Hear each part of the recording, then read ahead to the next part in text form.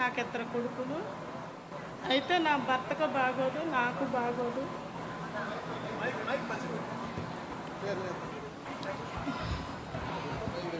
నాకు బాగోదు, నా భర్తకి బాగోదు.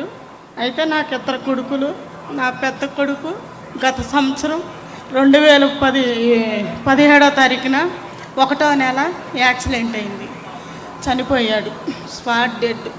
అయితే దిక్కు తోచక, ఎందుకంటే ఆ బిడ్డే మా కాదర్న మమ్మల్ని చూసే బిడ్డ. ఎందుకంటే పెళ్ళిళ్ళు కాలేదు పిల్లలిద్దరు. అయితే పెద్ద కొడుకు కాబట్టి వాళ్ళ నాన్నగారికి బాగోదు, నాకు బాగోదు అని ఆయనే బాధ్యత తీసుకొని 8 సంవత్సరాల నుంచి మా ఇద్దరికి బాగోకపోతే చూసుకుంటా ఉన్నాడు. అట్టాటి బిడ్డ కోల్పోయలేక దిక్కు తోసక ఏ సాయం లేక అన్యాయం అయిపోయి అల్లాడిపోతున్న సమయంలో మన వెంకట్రావు గారు, మన గ్రామానికి వెంకట్రావు గారు వైట్ పేషెంట్ ఉన్నారు. వైట్ పేషెంట్ గారు, తర్వాత కార్యకర్తలు మన బోదాల రమేష్ గారు, మరి పరిసిపోగు యమలు కార్యకర్తలు వచ్చి, అమ్మా నువ్వు ఇట్లా బాధపడుతున్నావంట, మన పార్టీ తరపున తెలిసింది, ఎందుకు బాధపడుతున్నావు, నీకే సాయం లేదని మేమున్నాము, మన చంద్రన్న ఉన్నాడు, లోకేష్ అన్న ఉన్నాడు, ఇట్లా సభ్యత్వం కట్టున్నావు, నీకు సభ్యత్వం వర్తించుద్ది, నీకు 5 లక్షలు వస్తాయమ్మా, నువ్వు 100 రూపాయలు కట్టి సభ్యత్వం చేసుకున్నారు కదమ్మా, మీరు ఎప్పటి నుంచో మన పార్టీలో ఉన్నారు కదమ్మా, అందుకని మీరు బాధపడొద్దు, నువ్వు ఏడవద్దమ్మా, నీ బిడ్డనైతే మేము తెచ్చించలేం, కానీ మేము చేతనైన సాయం అయితే చేస్తామని వాళ్ళు ముగ్గురు వచ్చి 10,000 రూపాయలు ఇచ్చి, తర్వాత బీమాకు పెట్టుకోమ్మా, లోకేష్ గారు చేస్తారు సాయం, బీమా ఇద్దని లోకేష్ బాబు గారు పెద్ద మనసు చేసుకొని ఆ బీమా 5 లక్షలు పెట్టబట్టి,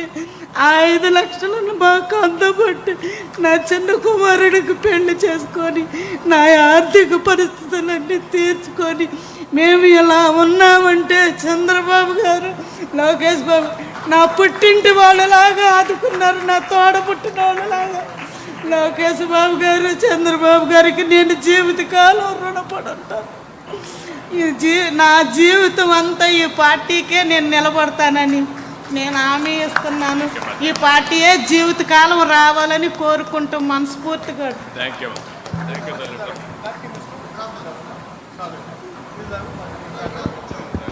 విశ్రాంతమ్మ గారికి ధన్యవాదాలు.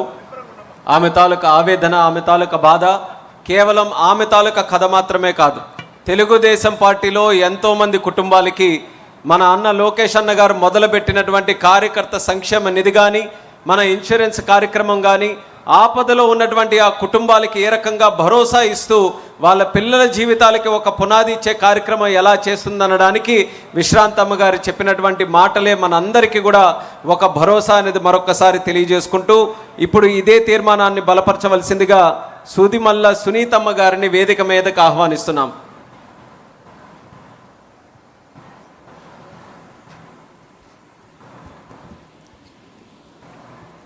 దైవ సమానులైన చంద్రబాబు నాయుడు గారికి నా నమస్కారాలు, అలాగే లోకేష్ బాబు గారికి నా హృదయపూర్వక నమస్కారాలు, సభను అలంకరించిన పెద్దలకి, మరి ఎదురుగా ఉన్న అందరికీ నమస్కారాలు. నేను ఒక గృహిణి. మరి నా బోత్ లెగ్స్ యాక్సిడెంట్ అయ్యి నేను 32 సంవత్సరాలకే నేను ఇంట్లోనే తప్ప బయట కూడా నడవలేను, ఆఖరికి ఆర్టీసీ బస్సు కూడా ఎక్కలేని స్థితిలో ఉన్నాను. నా భర్త నన్ను వివాహం చేసుకోకముందు నుంచి తన ఓటు స్టార్ట్ అయిన దగ్గర నుంచి టీడీపీ పార్టీలో మరి తిరుగుతూ ఉండేవాడు. మా గ్రామం చిన్నది, 1000 పాపులేషన్ ఉంటుంది. అయితే ఆ స్థాయి నుంచి నా భర్త ఎప్పుడు తిరుగుతూ ఉండేవాడు పార్టీలో. మరి గ్రామ పార్టీ నాయకుడి దగ్గర నుంచి మరి గ్రామ పార్టీ నాయకుడు, మరి అలాగే మండల పార్టీ అధ్యక్షుడిగాను, మరి అలాగే మరి పెద్దలు మరి కష్టపడినందుకు ప్రతిఫలం ఉంటుందని తదేకంగా మరి బాబు